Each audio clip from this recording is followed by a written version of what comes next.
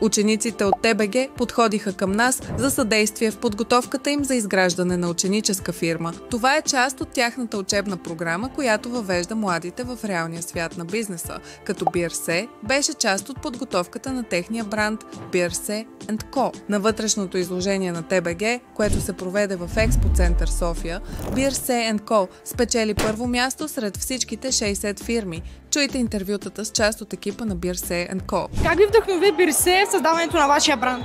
Вдъхнови ни с неговото добро държание към нас и предложението, което ни даде да ни спонсорира и да ни помогне за нашия прекрасен щанд. И също така с прекрасните бижута, които предлагате. Реално искахме да се занимаваме с фирма, която да, освен да подчертае красотата на човек, иска и да покаже индивидуалност, красота и всички тези качества, които човек има в себе си, да ги покаже наистина и отвън. Решихме, че бижутата на Бирсе наистина показват това, затова и избрахме точно тази фирма, с която да си партнираме. Много сме благодарни наистина за цялата подкрепа, която той ни е предложил.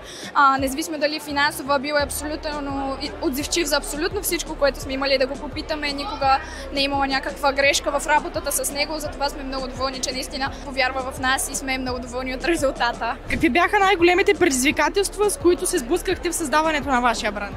Като цяло създаването на рекламните материали, пандата, всички тези организационни моменти, където са с поръчките, защото някои неща не се получаваха и да, като цяло това нещо. Какво развитие се очаква в бъдеще за вашия бранд? В бъдеще, тъй като ние сме все още 10-ти клас, имаме още 2 години, в които да се занимаваме с подобен тип фирми. Ще включим друг вид бижута, т.е. златни и така нататък, но тази година се съсредоточихме върху сребърните, които са много красиви и нежни, но златните все пак до година ще ходим и в панаира в Пловдив и там е по-високо нивото и искахме наистина да можем да вдигнем до тази летва, че да може да успеем.